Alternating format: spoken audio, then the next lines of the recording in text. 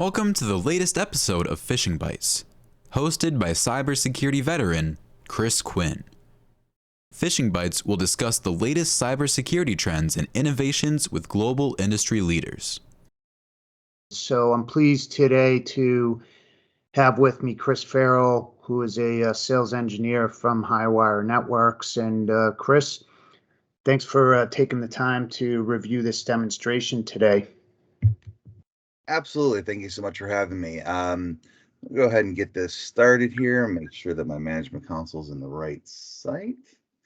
All right. So as you can see over here on the left-hand side, we have a PC, a virtual machine that's kind of running Windows 10 Enterprise. And I got a couple of things open. We got a spreadsheet open, kind of similar to what you would see in almost every single day in life, where there's some macros built into it. We also have the documents folder open. I want you to kind of keep a track on the fact that we can right now open up these thumbnails and open up the images. I can open up these PDFs and actually see it. So nothing has been encrypted. And we're going to go through and kind of show you some an attack being launched on this computer. And really, the purpose of this demo is not to demonstrate the most evil and sneaky malware that's out there, but really to kind of show you the principles of how the Sentinel-1 agent is acting on this machine.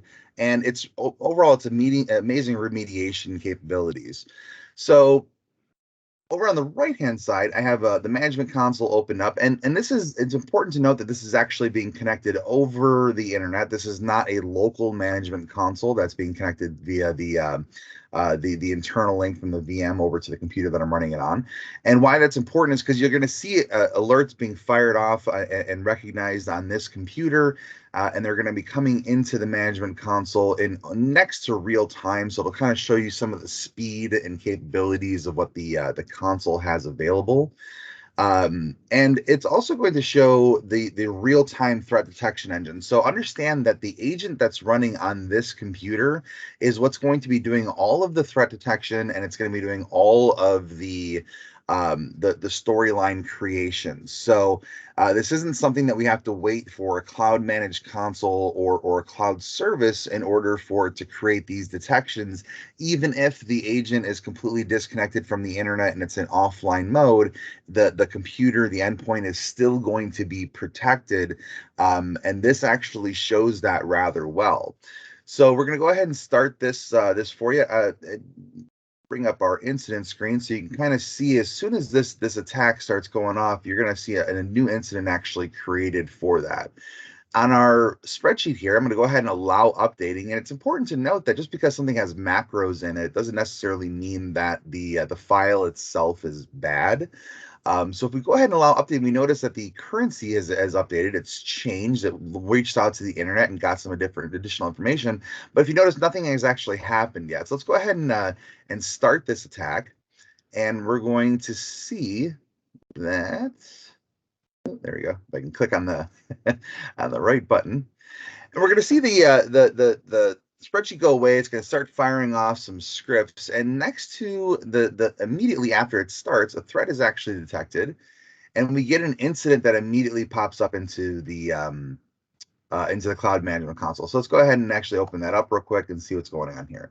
So over on the right-hand side, we have the threat indicators. Now, this is a timeline of events, and as the attack is going off, you're actually going to see this fill in real time.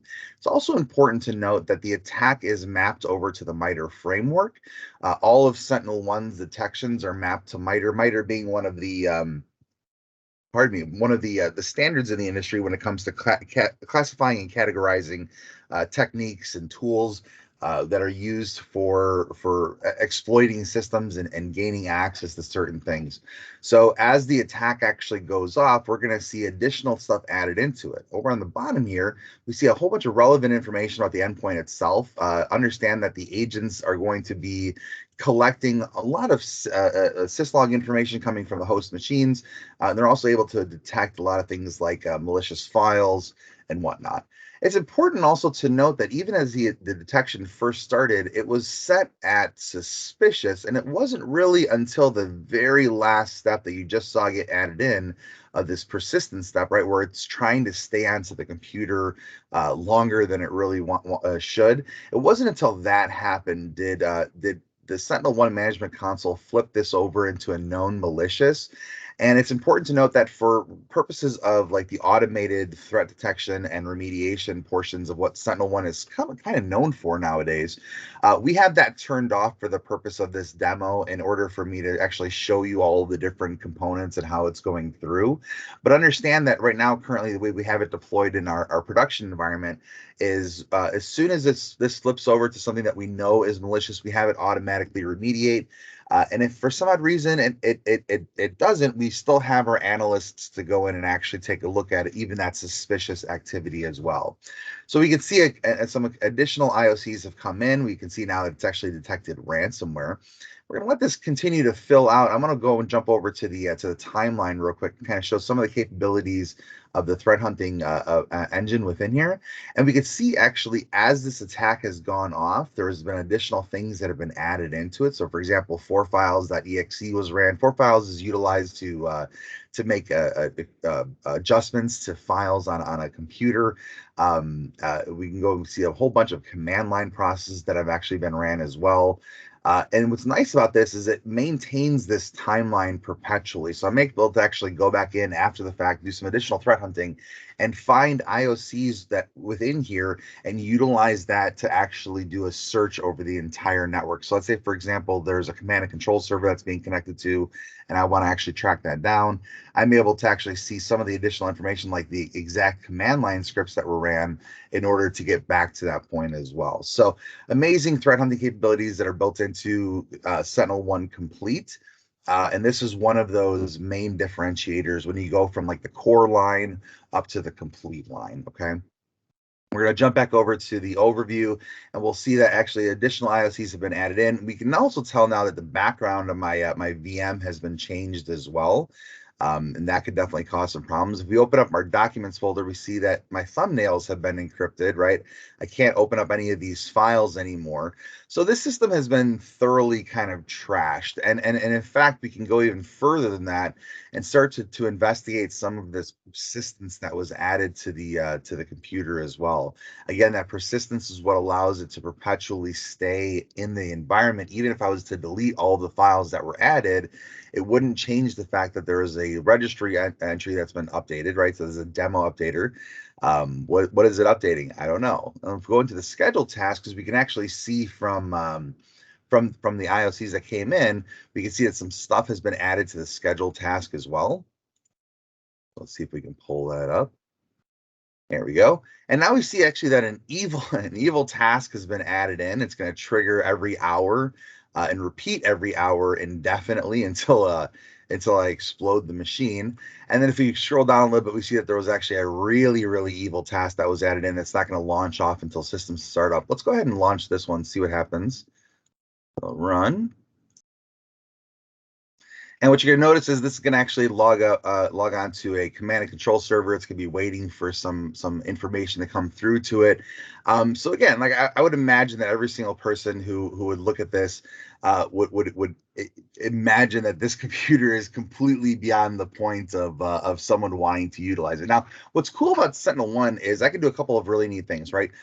If, for example, I didn't know what was going on and I wanted to be able to physically inspect this computer, I can actually send a command through to have this client completely disconnected from the local network, but to maintain its connection over the internet to the actual management console. That way I can take care of remediation and mitigation activities without having to have the computer kind of on the wider network as a whole. So pretty interesting capabilities. I can also go in and take a direct mitigation actions, right? So if you notice up here on the right-hand side of the management console, I'm going to go ahead and click on mitigation action. And depending on the type of attack and depending on what actually was run through, it's going to change some of the options that may be available to you. But if this is an attack, for example, that Sentinel-1 was able to kind of see from the very start, and you have system snapshotting enabled, one of the key differentiators of Sentinel-1 over almost every other EDR client that I've seen, because I haven't seen another one with this functionality, is the ability to actually roll back the system and get it to a pre-ransomware state.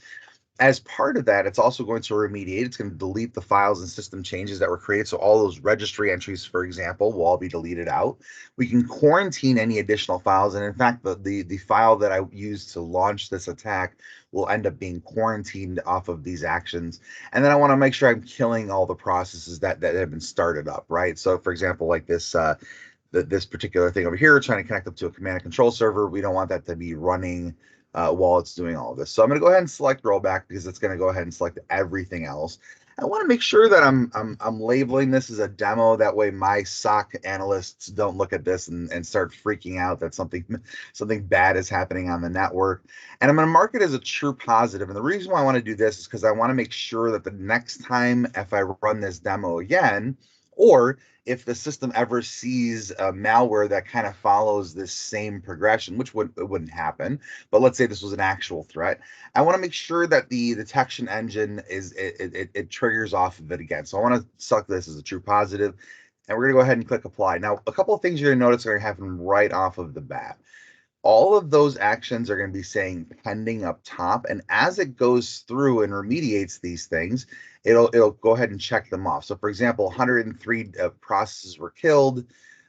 We could see that the background has already been changed over. We had 11 files that were quarantined, 91 issues that were remediated, so things that had been deleted out of registry entries as well as the scheduled task.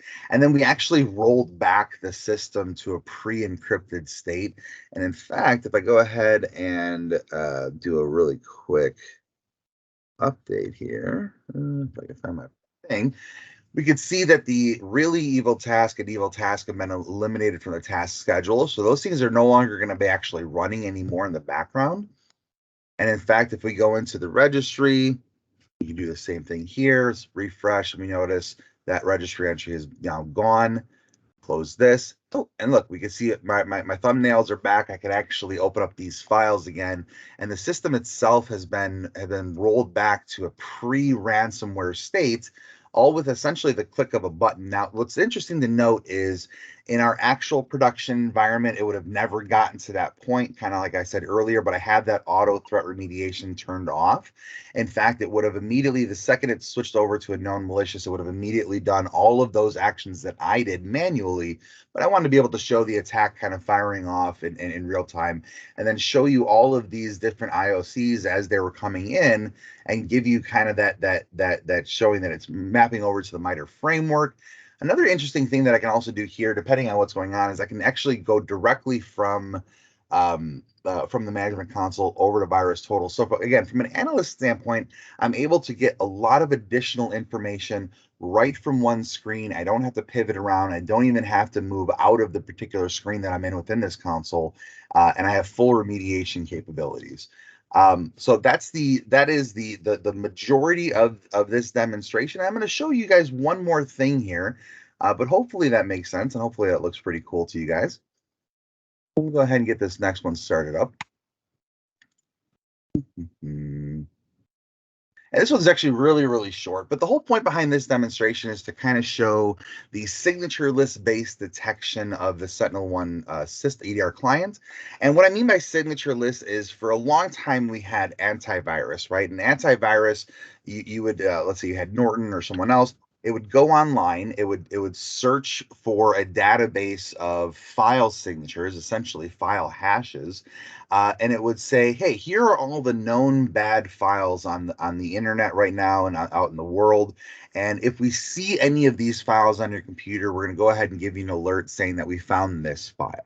All right. Well, the problem is hackers are really, really smart, and they found ways of adjusting files such that the signature can't really detect it, right? I can change the signature even by just changing a minor little tiny thing inside the file, and that completely changes the file hash, and I'm not able to see it. And this actually encapsulates that pretty well. So I got a PowerShell script here. I'm going to go ahead and run that. And what it's going to do is going to download an actual piece of malware from our backend, but the backend is designed to adjust the entropy of the file in such a manner that the file hash is going to change. However, the actual payload of the file is not at all. So it's still going to deliver the malware, but it's not actually going to show up as a signature. Okay, and I'll show you that why that is. So immediately detects the file, right? Immediately says, hey, I'm seeing something here that I shouldn't. And we go into the detection, and we can see what it's actually triggering off of, right? So it's got non-standard DOS subs, and it may be encrypted or compressed because what it's seeing in here is different than the analysis that it's able to actually do, a deep analysis on this thing. So it notices that it looks like it's trying to hide information, basically, right? And so, in fact, we can actually go the same ways I showed the last time. I can click on this, go into virus total, and see, again, I have absolutely no matches for this particular file hash, which means this is not a signature-based detection. This is completely signatureless, right? And the way in which it's getting there, the way in which it knows that it's malicious, is by inspecting that file at a very deep level and seeing as to whether or not it's good or bad, right? It doesn't have to deploy it. It doesn't have to detonate it. It doesn't have to, send it into a sandbox in order to play around with it. It immediately knows, hey, this is a bad thing. In fact, if I was to go ahead and run this right now, it would for sure cause some major problems with this VM, and I'd have to restore that snapshot altogether. So let's go ahead and mitigate that action as that same way as before. But if you notice, I don't have rollback anymore. And the reason why I don't have rollback is, well, it didn't really do anything that needs to be rolled back, right? All it did was just download a file, and it was able to detect it. We don't need to remediate anything because nothing was really installed or ran. But what I do want to do is have it quarantine, and then as part of that quarantine process, it's going to kill anything that it doesn't want to have running.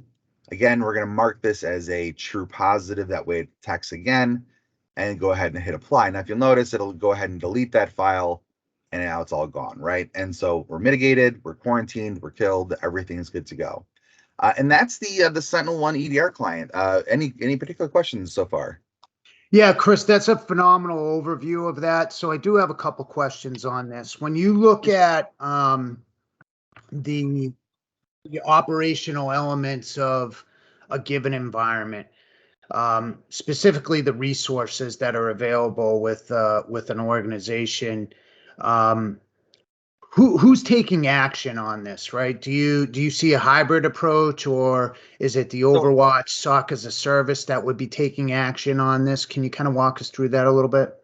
absolutely, yeah. So our analysts have when we sign up a client for Sentinel-1, we set up a tenant, a independent site. So Sentinel-1 is truly multi-tenant, right? So we're able to actually set up an independent site per client, where they will have access if they want to be able to go in there and look and do threat hunting or even basic remediation if they'd like to. Clients will have access to that, and they will only be able to see their particular site data, right? They're not going to be able to see everything that we have going on, which is kind of important, making sure things are kind of isolated that way.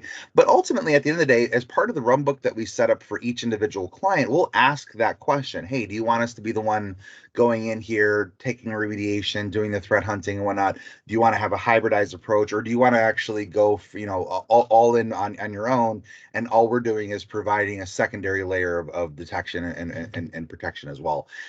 So we can operate in almost any type of environment and any kind of operation model that you want. But generally speaking, what the majority of our clients want is they want the managed EDR service. And included with that managed EDR service is having an analyst 24/7, 365, observing this environment. Every time we create a tenant for Sentinel-1, we also create an additional tenant in our SIM solution and our managed SOC solution. And the reason why we do that is to allow our analysts to still keep their eyes on a single pane of glass. And as soon as an alert comes in, it'll ping that system. They can pivot over to the management console and then again go through and do their remediations and actions. Now, for the past month or so, we have had the automated remediation turned on for things that are known malicious, number one. So not suspicious stuff. Suspicious things will still be investigated manually. And the reason why we do that is because we don't want to have the management console jump in and start nuking files that it thinks are bad. because Mhm. there very well may be false detections that do come up. And so for certain things, we have the auto remediation turned off at the very least through an attestation period where we can kind of figure out, okay, is this good or bad? And what we'll do in those instances, we'll actually ticket it out. We'll send a ticket to the company as well as to the partner, and we'll say, hey, we've noticed this file. Can you let us know if this file is legitimate or not? Because if it's not legitimate, we can go ahead and quarantine it and take some remediation activities right now. But if it is a legitimate file, what we don't want to do is to tell the system this is bad, and for it to now, whenever it sees that file again, like somebody pulls it off of a SharePoint, and they have it on their computer, whenever it sees that file, it's just gonna, the AI is gonna go rogue and start nuking the files all over the place. That may actually end up being a very bad thing. So we take a very balanced approach to it. We take a very conservative approach because obviously this is something that's running inside of a client's environment, and what we don't want to have happen is for there to be a loss of business due to an overzealous automated mitigation technique.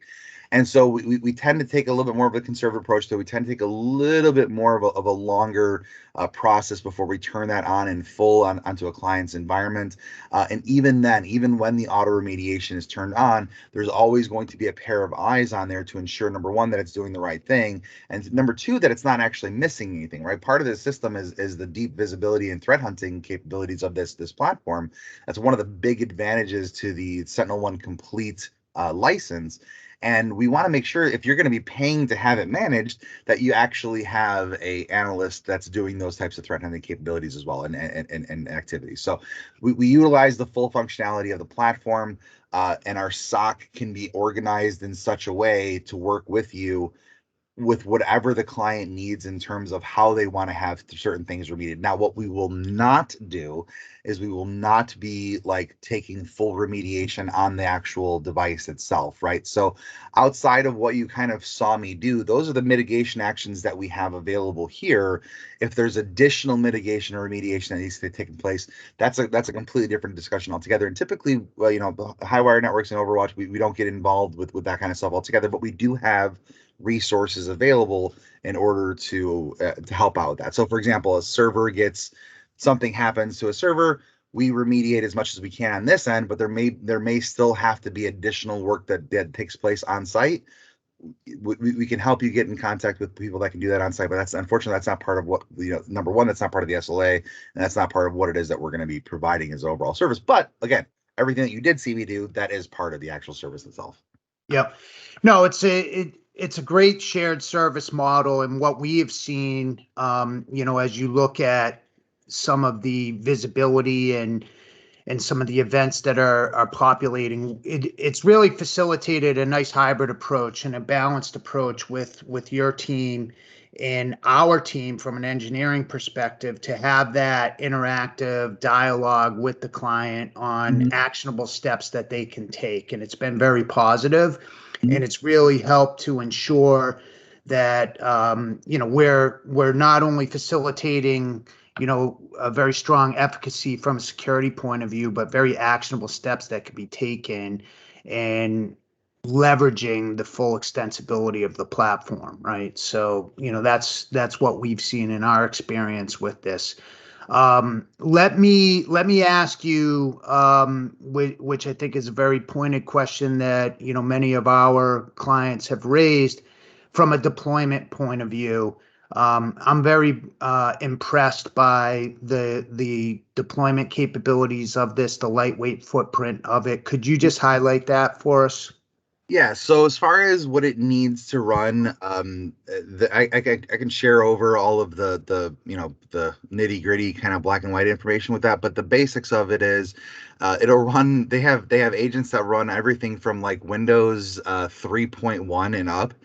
Um, and there, there's we still have people that have deployments of XP and whatnot. So there are legacy options for that as well. It can run on pretty much all Windows, Linux, and Mac server and client environments. And what it needs in order to run right now, currently, you actually watch that entire thing run on a 2-core VM. So not exactly the Mustang of PCs, so to speak. It's incredibly lightweight. One of the reasons for that is it operates from, again, this is from what I've been told, it operates closer to the kernel layer. So there's less abstraction between obviously the CPU and that. So in order for it to be able to do its detections and run that on client AI detection algorithms, it's able to do that on an incredibly lightweight system. So we have deployments where clients have 5, 6, 7-year-old computers that are running the agent without a single issue altogether. And again, I think it should be really noted that the fact that this is running on a VM on my laptop, which is essentially powered by hamsters, is incredible that it's able to actually do it, and I'm able to run them both at the exact same time without any kind of issues. So I think that's a testament to the program. Now, as far as deployment is concerned, we highly recommend that you have some form of RMM in place. The RMM will allow for the distribution of the agents itself, but what we will do as part of the service delivery process is we'll actually build out MSI packages for obviously for Windows installs that have all of the relevant information kind of built into the MSI. And all you have to do then is just kind of load it into your RMM, hit go, and it'll distribute it all to all your computers. Once it's been installed via that RMM or manual process if you have to do it manually, once it's been installed, it immediately starts sending telemetry over to the management console. So we immediately see it pop up into the system. It's now a deployed agent that you have. It'll immediately start picking up that endpoint information, like all of the information that's actually coming through to the console. It'll immediately start getting that. So great, easy to deploy, easy to manage, easy to maintain. There are some things that we want to make sure that we kind of like iron out before we go forward with any kind of deployment. But ultimately, at the end of the day, we try to collect as much information up front. That way we can, again, build those packages and build out a deployment schedule that works within whatever the environment requires. And as part of that, when we do our service delivery calls, you'll notice we have usually anywhere between 6 to 8 people from our end on those calls. Everywhere, network engineers, service delivery engineers, myself, I'm one of the sales engineers. We have tons of resources on those calls, including our SOC manager, in order to ensure that we have all areas of visibility, even on the very first call that we have with a client, right? Because there may be a particular issue that'll pop up within one environment that has never popped up before. And as good as my service delivery engineers are, they may miss that, right? Which is the reason why we have the network engineer with 25 plus years of experience and heavy deploy, large enterprise deployments and whatnot. And in his eyes, right? And we also have the SOC manager there with his eyes with over 25 years of experience running SOCs. And so at the end of the day, it comes down to, we want to make the deployment and integration aspect of it as easy as possible for you guys. Well, if need be, we can hold hands throughout the entire process and draw it out if that's the way we have to go, because let's say one end client isn't as maybe as savvy as the next one, right? So depending on, again, that run book, depending on the direction from Iovations, what you guys want to provide to us from a direction standpoint, we'll take it and run with it, and we'll make sure that we have the resources kind of allocated to ensure that if there are any roadblocks or anything that kind of comes up, we're able to kind of move around it as efficiently as possible. Yeah, and really, one of the strengths of, a managed offering around this is the flexibility to build a run book that's applicable to a given organization, right? Because, there are many organizations that don't have a SOC, and SOC as a service, or getting some cyber fusion in place that you can lever investments that have been made, experience, operational cadence that's been put in play to be of benefit to the end customer. The flexibility to either augment, a little bit more established or in-depth organization that wants to leverage, a state-of-the-art platform like a SentinelOne, or even organizations that might be resource constrained in the mid-market that definitely need this, right? Because the attack surface is dynamic. Threats are almost indiscriminate. Yes, they're very targeted, but there's a lot of vulnerability that could be exploited. And I just think the depth of the cadence and motion that we've seen in working with Overwatch is very powerful. So Chris, I appreciate you taking the time to review this with us today. One question that I have for you, and I think you highlighted this pretty effectively, but post deployment, it's immediate action and visibility, and start building that Yes. evidence-based approach, correct? Yes, yeah. So the second we start getting the computers, the endpoints are immediately protected the second the agent is deployed on them, right? This is a truly offline agent. So even if it's completely isolated from the internet, it's still going to be providing detection. It's still going to be providing logging.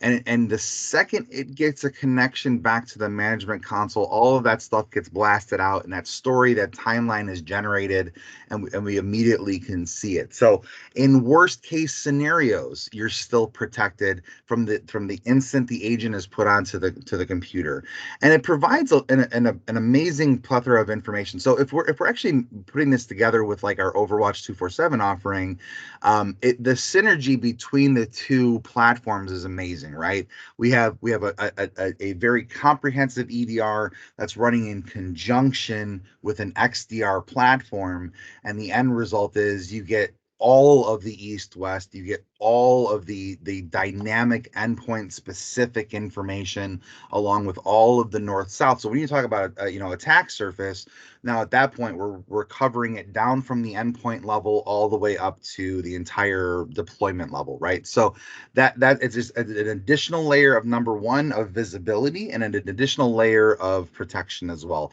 including offline protection, which in my opinion is probably one of the more important things, because there's going to be instances where a laptop or BYOD is going to be in an area where it's not secure, and it's also not connected to the internet, and you're putting in a flash drive that has maybe a compromised file on there. It's good to know that even if it's not, like, you're up in the air, 30,000 feet up in the air, and you plug that flash drive in, it's good to know that the automatic detections, the AI driven algorithms, all that fun stuff, that's running on the device, not running through the management console. And that is a very clear delineator between SentinelOne and a lot of other EDR clients that are out there. That and the rollback feature, those two things, like, you look at every single battle card, and those two things are the things that stand out the most.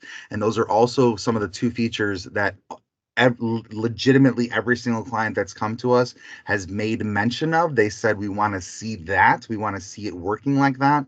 And that's really the way in which the system is designed. Yeah, it's really powerful. Well, Very. Chris, I thank you very much for taking the time to review this with me today, and for the listeners, any additional information that you have a request for, please reach out to sales at iOvations. More than happy to extend the ability to do a live demo one-on-one. But most importantly, we want to facilitate a dialogue and a conversation around this, because we think this is next generation stuff that, given what's going on in the marketplace today, we got to be focused on. So Yeah, thanks all. Appreciate it.